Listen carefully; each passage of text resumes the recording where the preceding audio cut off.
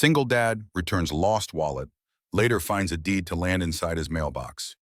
What if a simple act of honesty, something as mundane as returning a lost wallet, could rewrite the course of your entire life?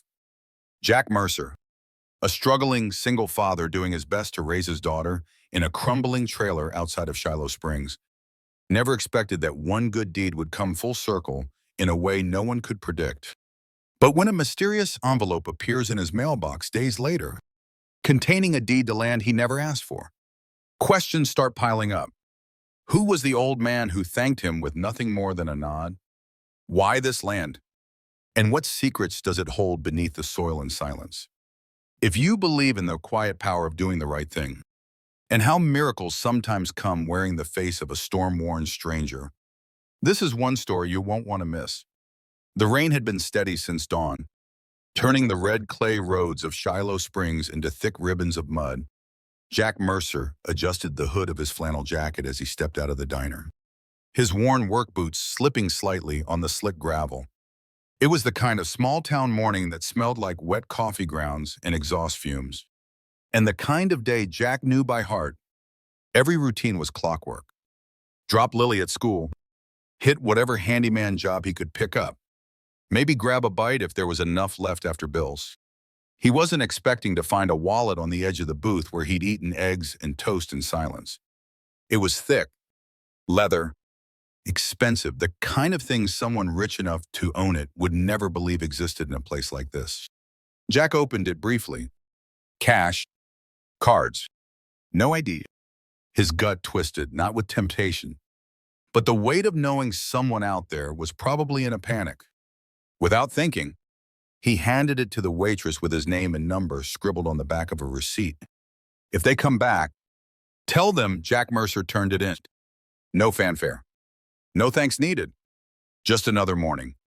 Or so he thought. Jack Mercer wasn't the kind of man who did good things expecting good things back. Life had taught him better than that. Most days he was just trying to hold it all together, patching up broken faucets, hauling junk for neighbors too old or too tired to do it themselves. Praying the truck held up just long enough to get through the week. He'd come to accept that sometimes hard work didn't pay, and kindness went unnoticed. But that didn't mean he stopped trying. He kept his head down, kept his daughter fed, and did what he could with what little he had. The wallet, that was just one more chance to do right when nobody was watching. He figured the owner would call, maybe offer a handshake, maybe not. Either way, he'd forgotten about it by the next morning. The next few days passed with the slow rhythm of small-town life. Jack replaced a water heater for Mrs. Cantrell, whose idea of paying was a jar of peach preserves and a promise to pray extra hard. He drove an hour out to help an old friend fix a collapsed porch step, nearly threw his back out, lifting a cement block, and somehow still made it back in time to pick Lily up from school. She asked about the wallet once. Did anybody ever call about it? Daddy? And he just shrugged, probably got what they needed and moved on. Baby? That night they had boxed mac and cheese and listened to an old Motown record while the rain tapped soft against the tin roof. Jack liked nights like that. They made the struggle feel worth it. But then came Thursday, and with it, a plain white envelope stuffed in his dented mailbox. No return address. No markings at all. Jack opened it slowly, standing barefoot on the steps of his trailer, a mug of instant coffee cooling in one hand. Inside were two things, a folded letter and a crisp manila deed. The letter was handwritten, neat and steady. To the man who didn't ask for anything in return, thank you. This land once meant something to me. Now, maybe it can mean something to you. It's yours. Use it well.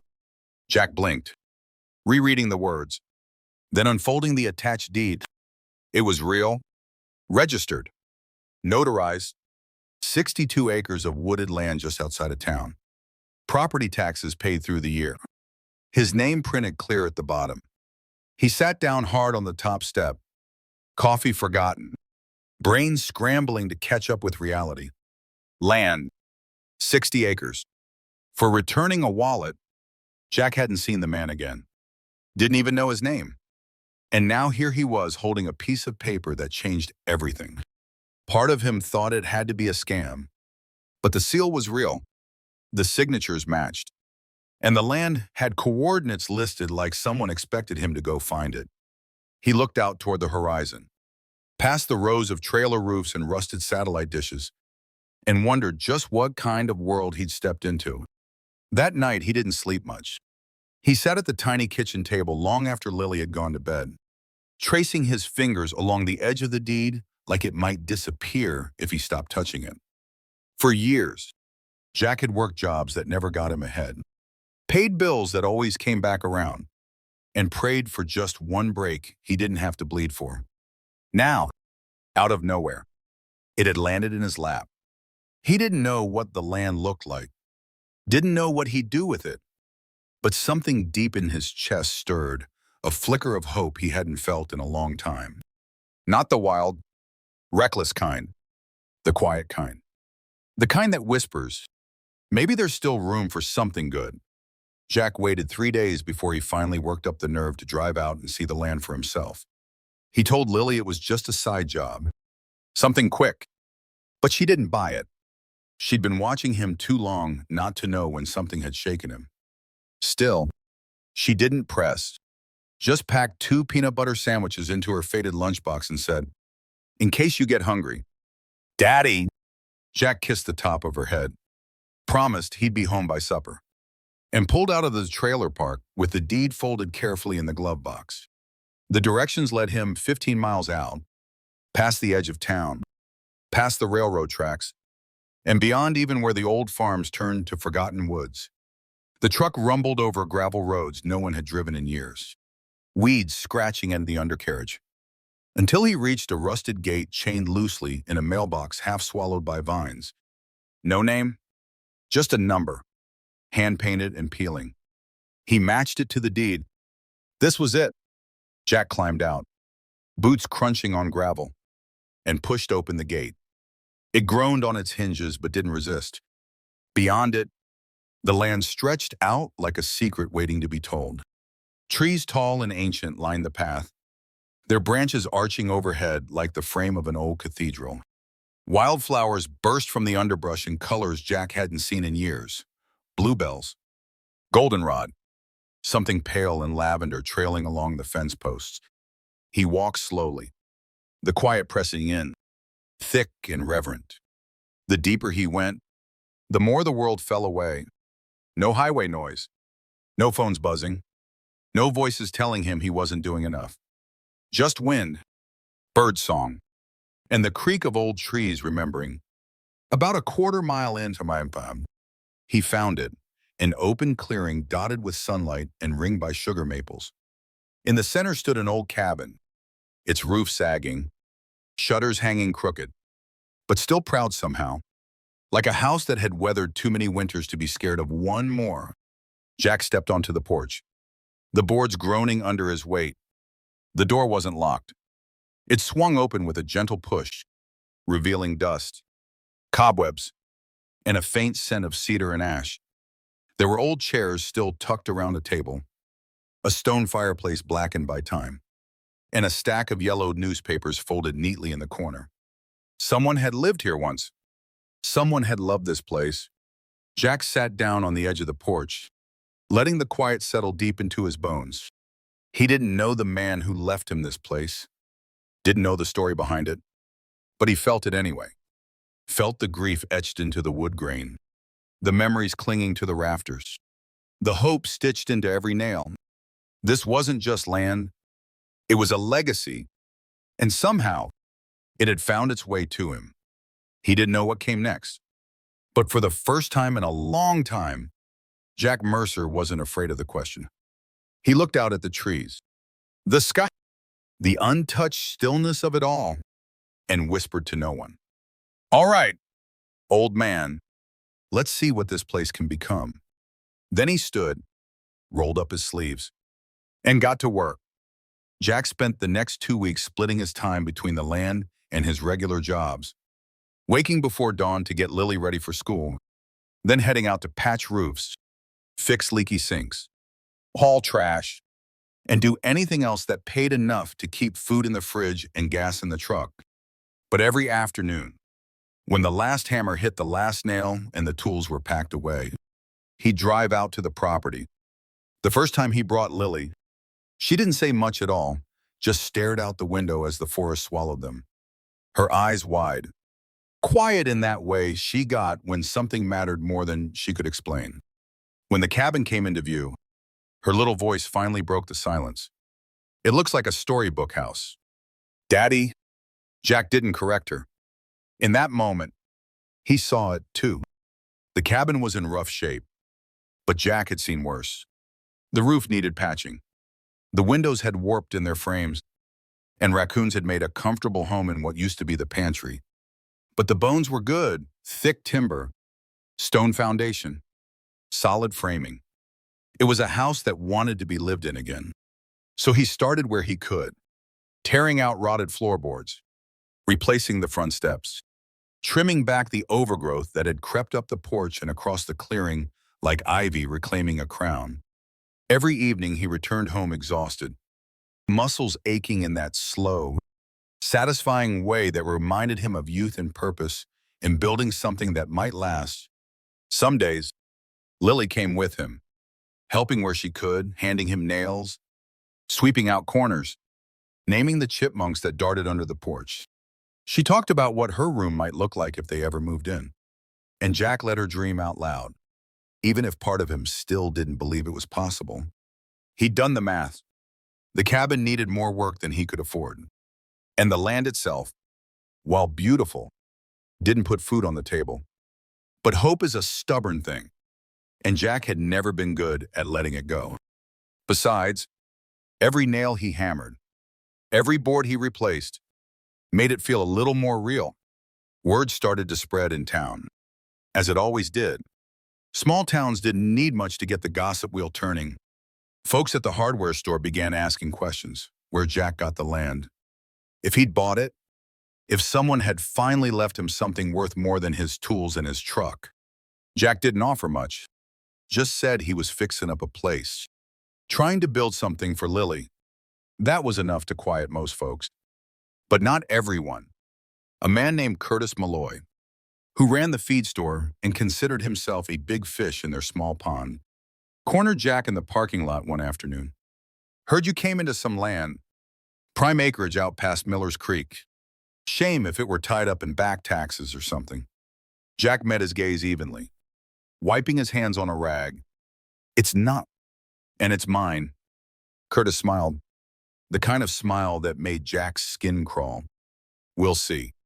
That night, Jack couldn't sleep. The thought of someone trying to take the land from him, after everything, settled in his chest like a weight. He dug out the deed again, ran his fingers over the seal. Reread the letter. It was legal, but that didn't mean someone wouldn't try to contest it. He didn't have lawyers. He didn't have power. All he had was this place, this shot at something better. And for Lily, he couldn't afford to lose it. The next morning, he called the county office. A woman named Teresa walked him through everything: how to verify the deed, check for back taxes, confirm the parcel was clean. Jack listened, asked questions, took notes. By noon, he was standing in line at the clerk's office, paperwork in hand. When he stepped up to the counter and laid it all down, he half expected someone to laugh, to tell him it was all a mistake. But the clerk just nodded, stamped the forms, and said, "Welcome to property ownership, Mr. Mercer." Jack stood outside the courthouse for a long moment after that, blinking into the morning sun. For the first time in years, he didn't feel like he was surviving. He felt like he was beginning, and with that beginning came something stronger than fear: resolve. He folded the paperwork, tucked it into his jacket, and headed back to the truck. There was a roof to finish, a porch to repair, and a little girl who was waiting to paint her room blue. This wasn't just about land anymore. It was about legacy, and Jack Mercer wasn't about to let it slip away. Summer stretched long and golden across Shiloh Springs, the kind of season that smelled like fresh-cut grass and gasoline. where daylight lingered late and everything felt just a little softer around the edges. Jack used every spare minute to work the land. The days were long and brutal, sunbeat mornings clearing brush, afternoons dragging lumber, evenings scraping rusted hinges and hauling debris. He hadn't felt this kind of bone-deep exhaustion in years, but he welcomed it. It wasn't the kind that broke you down. It was the kind that built you up. Each blister, every sore muscle, was a piece of something being earned. Lily started bringing her sketch pad out to the clearing, sitting cross-legged on the porch while Jack worked. She'd draw pictures of what their home might look like. Curtains in the windows, a garden out back, a hammock strung between two trees where she could read her chapter books. Her imagination filled the space long before Jack could, and he let her dreams shape his ambition. Sometimes she'd ask if they could move in soon. He never gave her a timeline, only a promise. One day, baby, soon as it's ready. That seemed to be enough. Hope had a way of turning one day into any day now when it came from someone you trusted. It was Lily who first noticed the man in the old Buick. She tugged at Jack's shirt one afternoon, her voice barely above a whisper. "Daddy, that car's been there a long time." Jack followed her finger toward the tree line, where a faded sedan sat tucked halfway behind a bend in the road. The windows were tinted, and the engine wasn't running. But Jack felt it in his gut. Somebody was watching. He walked down the path slowly, every instinct alert. But by the time he reached the bend, the car was gone. Just the smell of hot rubber lingering in the air. He didn't say anything to Lily. Didn't want to scare her. But that night, he double-locked the trailer and kept the porch light on. Over the next week, the sightings became more frequent. A glimpse of a bumper between the trees, headlights switching off the moment Jack stepped outside. Someone was tracking him, waiting. He didn't know if it was curiosity, jealousy, or something darker. But it was enough to stir the old fight in his blood. He'd worked too hard, come too far, to let someone take this from him now. He went down to the sheriff's office, filed a report. The deputy took it with a shrug and a mumbled, "Probably nothing." But Jack saw the way the man avoided his eyes. Small towns didn't always move fast, but they remembered everything. Someone knew something, and someone didn't want Jack settling into that land. A few nights later, Jack found a note tucked under the windshield wiper of his truck. No name, just typed words on a scrap of paper. "That land doesn't belong to you." That was it. No threat, no signature, just a statement delivered like a fact. Jack stared at it under the porch light, his jaw tight, pulse pounding in his ears. He read it once, then again, then crumpled it and tossed it into the trash. The next morning, he went out and bought a lock for the cabin door, a motion sensor light for the clearing, and a fresh box of nails. If someone wanted to rattle him, they were going to have to try a hell of a lot harder. But the note did something he didn't expect. It made him dig deeper. Jack took the deed back to the clerk's office and requested a full history on the property. It took 3 days to get the records. And when he finally sat down in the back corner of the dusty county office with a manila folder in hand, the truth spilled out in quiet, unassuming lines. The land had once belonged to a man named Benjamin Thatcher, widower, veteran, owned the property for nearly 40 years. No kids, no known relatives. Just a name and a will filed 2 years ago stating that upon his death, the land should be given to a man of quiet honor. Should one ever cross my path? Jack's hands trembled as he traced the sentence with his finger. There was no mistake, no loophole, no technicality. The man who'd left him this gift hadn't done it by accident. He'd done it because he saw something in Jack. Most days Jack forgot was there. Worth, integrity, a reason to believe the world still had good men in it. He closed the file, stood up slowly, and walked out into the afternoon sun feeling taller somehow. No matter who was watching, no matter who came knocking, that land was his.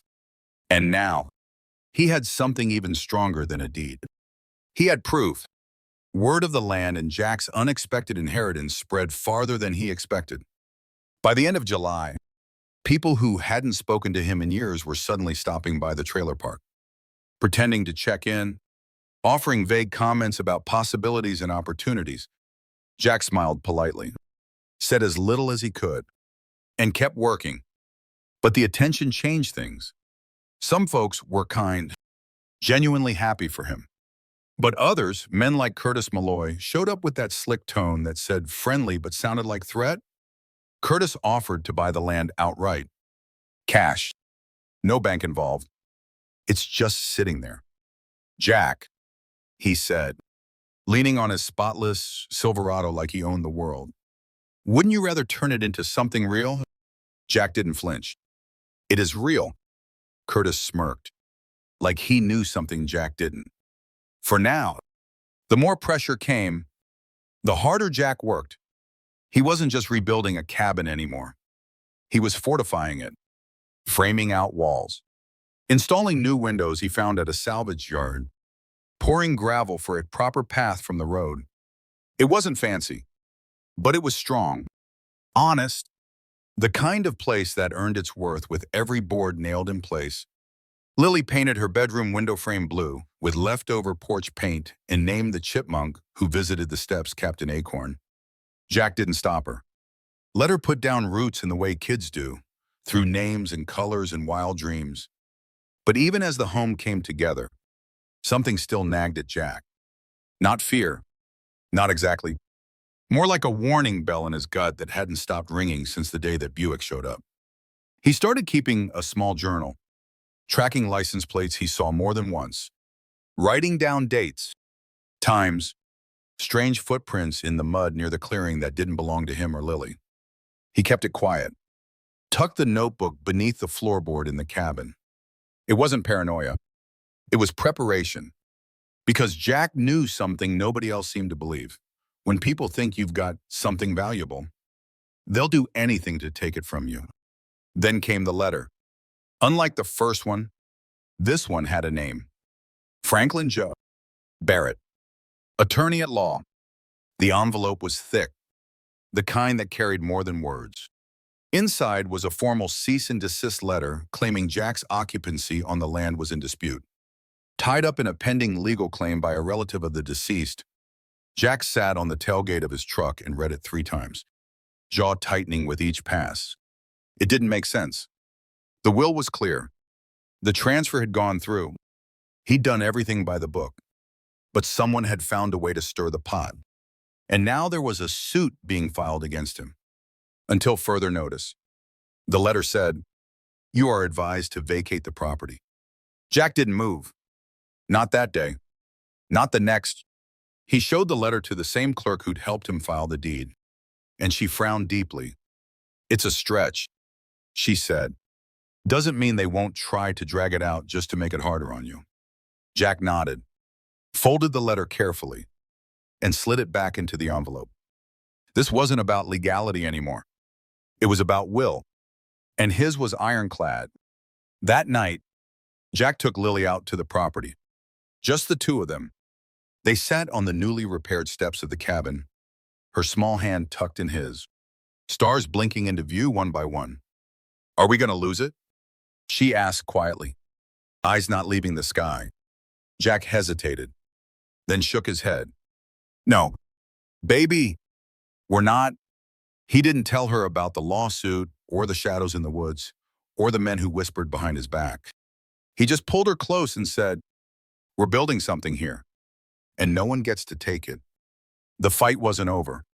Jack knew that now, but he also knew something deeper. He'd been through storms before. Loss, debt, empty cupboards, sleepless nights. This land wasn't just dirt and timber. It was the first thing in years that made him feel like a man building forward instead of patching what was left behind. And if someone wanted to try and take that away, well, let them try. Jack Mercer had spent his whole life surviving. Now, he was ready to stand. The weeks that followed moved like slow thunder, quiet, heavy, and charged with tension. Jack kept his routine, but nothing felt routine anymore. Every knock on the door made his pulse jump. Every envelope in the mailbox looked like another threat. Still, he didn't stop working.